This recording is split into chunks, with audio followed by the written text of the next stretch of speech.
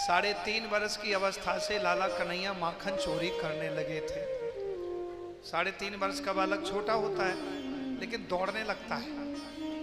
अब द्वापर में 3.5 वर्ष का बच्चा थोड़ा ज्यादा बड़ा होता होगा, उसी हिसाब से ऐसा समझो जैसे 8-9 वर्ष का बच्चा अब होता है एक्टिव, उतना एक्टिव 3.5 वर्ष में होगा। और फिर भगवान है, भगवान की क्या कहने, वो 6 दिन का बालक पूतना को मार रहा है तो वो तो कुछ भी कर सकते हैं।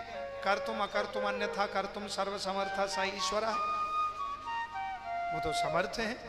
तो भगवान की लीला बड़ी अलौकिक अद्भुत है, अप्राकृतिक है। तो कन्हैया चोरी करने गए। ब्रज में प्रभावती गोपी का सबसे बड़ा नाम है और वो बड़ी तेज तर्राक, बड़ी छरछंड। और प्रभावती गोपी के यहां ही पहले भगवान गए। तो कन्हैया ने एक मंडल बनाया, बाल गोपाल माखन चोर विद्या प्रचार मंडल। क्या बनाया? बाल गोपाल माखन चोर विद्या प्रचार मंडल।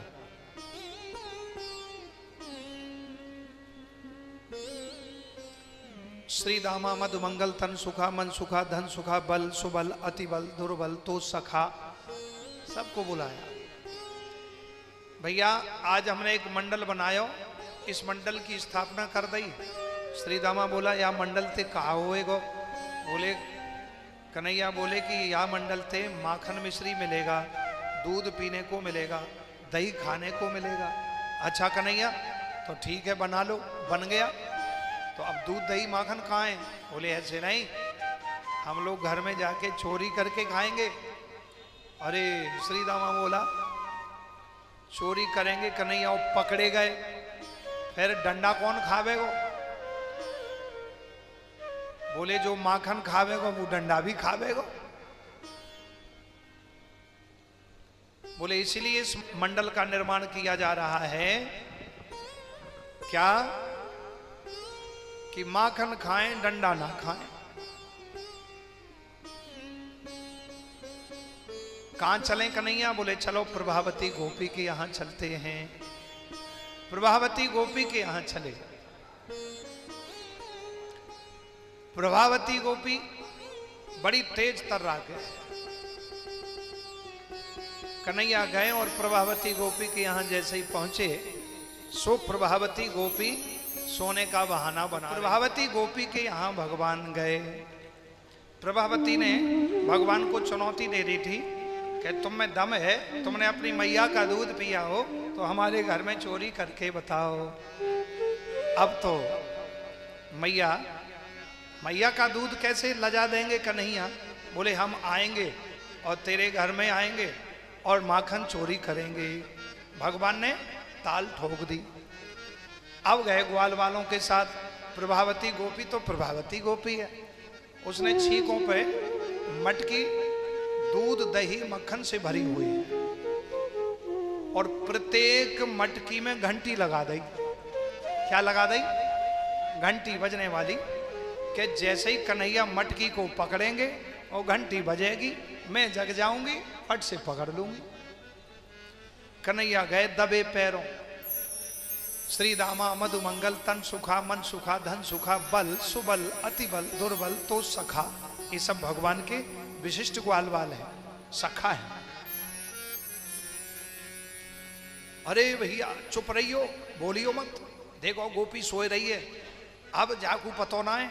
सो कन्हैया छींक पे चढ़ गए। कैसे चढ़े? 10 फीट ऊंचा है छींका और कन्हैया केवल 3 फीट के। उछाल जंप लगाएं तो अभी नहीं पकड़ सकते। सो ग्वाल वालों को नीचे करा, उसके ऊपर ग्वाल वाल, उसके ऊपर ग्वाल वाल और फिर सबके ऊपर कन्हैया। और मटकी उतार के नीचे बाहर सप्लाई कर रहे हैं। आराम से अचक सीना मटकी उतारे और मक्खन बाहर। घंटी नहीं बजी। सबरी मटकी उतार ली, घंटी नहीं बजी।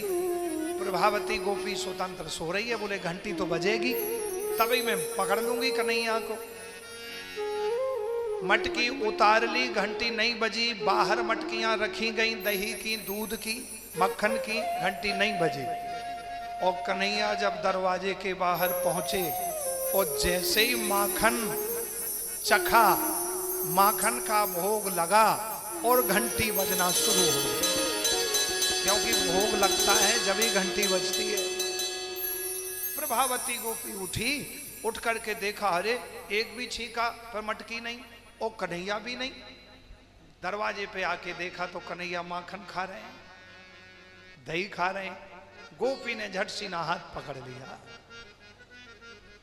आज कन्हैया तुम हमसे बच के नहीं जाओगे। और गोपी है धींगरी, ब्रज भाषा में धींगरी कहते हैं, मोटी ताजी अच्छी जंट। हाँ, और कर्रे के हाथ पकड़ रखे हो गोपी ने, हिलना पाएंगे कन्हैया। अब प्रभावती गोपी का छोरा भी उस चोरी में संग में है, ग्वाल वालन की टोली में। सब भाग गए, कन्हैया पकड़े गए। अब तो कन्हैया को छूटना है कैसे भी, तो अपने कई तरह के हथकंडे अपनाए। गोपी तू जो कहेगी मैं वो करूंगा, तेरी गैया चरा लाऊंगा, आज तू मेरी मैया के पास मत ले जा। कर्रे के हाथ पकड़ ली हो है, ग्वालिन मेरो हाथ छोड़ दे। गोपी मेरी गैया दूर चली गई, मेरी गैया भाग जाएंगी, मेरी मैया छोड़ दे ग्वालिन, अरे अब मैं तेरे घर नहीं आऊंगा। गोपी ने कर्रे के हाथ पकड़ लियो, बहुत कही कन्हैया ने, नहीं मानी। कन्हैया आज तो मैं तुम्हारी मैया के पास ले जाऊंगी। मैया ने कहा मेरे लाला को रंगे हाथ पकड़ के दिखा तो मैं जानूं, रोज रोज तू झूठी लगावे, मेरो लाला तो बिल्कुल सीधो है, आज मैया को मैं दिखाऊंगी। अच्छा ठीक है गोपी ले चल, देख गोपी पछतावेगी, और नाम पछताए तो मेरो नाम नहीं कन्हैया। अच्छा मेरे हाथ में से छुटा के दिखाए दो तुम। ठीक है गोपी मैं छूट जाऊंगा, ले चल। ऐसी बात चल ही रही थी तो चोरों का सरदार पकड़ा जाए। भाई चोरों का सरदार है कन्हैया और चोर है सब ग्वालवाल। तो वो ग्वालवाल अपने सरदार कन्हैया को छुटवाने की कोशिश कर रहे हैं, कैसे छुड़वाऊं।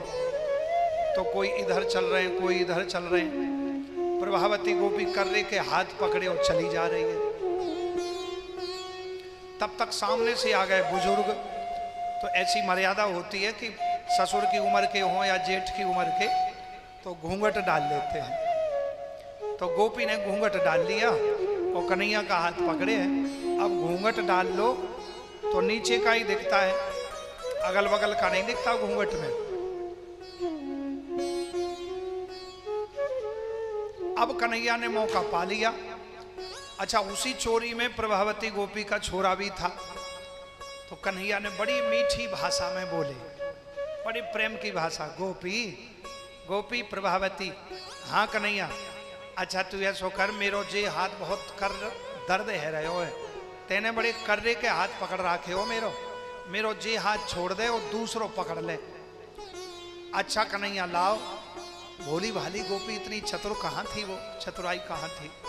अब भोले कोई भगवान मिलते हैं। अच्छा कन्हैया भी नहीं, झूठ नहीं बोला, मेरो ये हाथ छोड़ दे दूसरो पकड़ ले। तो दूसरा उसी का छोरा भी चोरी में था, उसी के छोरे को इशारा कर दिया तो वो आ गया, अपना हाथ तो छुड़ा लिया, उसके छोरे का हाथ पकड़ा दिया और पीछे वाली गली से कन्हैया नंद भवन में आ गए। मैया का हाथ पकड़ लिया, मैया दही मंथन लीला कर रही थी। मैया साड़ी का पल्ला पकड़ लिया, मैया आज तो मैं थक गया हूँ खेलते खेलते। मैया ने ताजा मक्खन कन्हैया को चटा दिया। मैया अब मैं माखन खावे की इच्छा ना है, मैं तो थक गया हूँ, सोऊंगा। अच्छा कन्हैया चलो मैं सुला दूं। सुंदर से सेज पर कन्हैया को सुलाया। मैया अपनी साड़ी के पल्ले से हवा कर रही है। कन्हैया ने छोड़ पकड़ लिया साड़ी का। मैया तू हवा मत करे, मुंह को बहुत गहरी नींद आ रही है, तू काम कर ले। चादर ओढ़ के कन्हैया लेट गया। अब वो प्रतीक्षा में है कि अभी तक गोपी नहीं आई। मैया घर के कामकाज में लग गई। और फिर चंद्रा से मुंह हटा के कन्हैया फिर झांक के देखें, अभी ना आई। मैया आवे उधर अपना काम करती वहीं सो फिर मुंह ढक ले। अब प्रभावती गोपी लंबा घूंघट डाले और हाथ पकड़े आ रही अपने लाला का, छोरे का। मैया, यशोदा मैया, यशोदा मैया। मैया बोली आज तो मुंह भर के बोल रही है, भरे मुंह से बोल रही है। हाँ मैया, आज तुम कह रही थी ना कि रंगे हाथ पकड़ाओ मेरे लाला को। देखो आज तुम्हारे लाला को मैं रंगे हाथ पकड़ के लाई हूं। सो मैया खूब हंसी।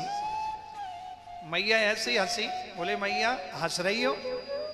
मैया बोली बाबरी, बाबरी जानते हो? बाबरी ब्रज भाषा में बाबरी कहते हैं पागल को।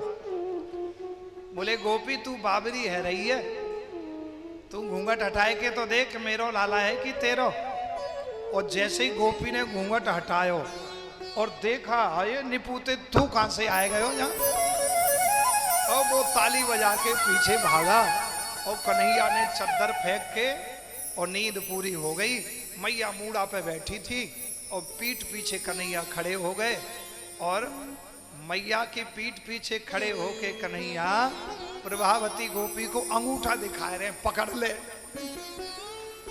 प्रभावती गोपी की आंखें लाल, गुस्सा के मारे, क्रोध के मारे।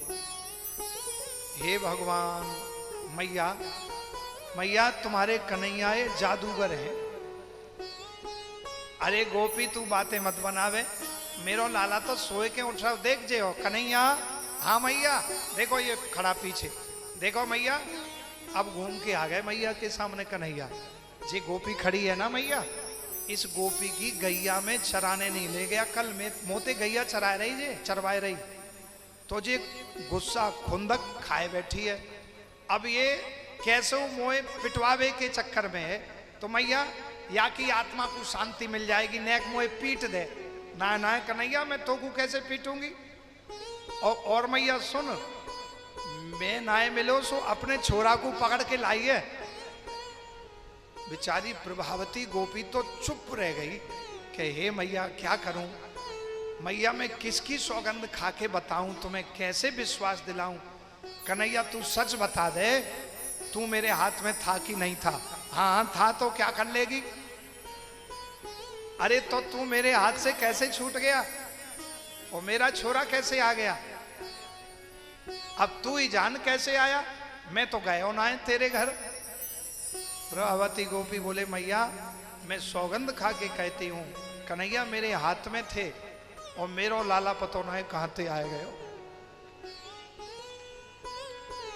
प्रभावती गोपी फिर से कन्हैया को चुनौती देती है, अब के आइयो, अब के मैं पकड़ के बताऊंगी मैं प्रभावती गोपी हूं। बोले हाँ चल जा, मैं आऊंगा और तू पकड़ के बता। इस प्रकार गोपियां आए दिन नित्य उलाहना देने आती हैं।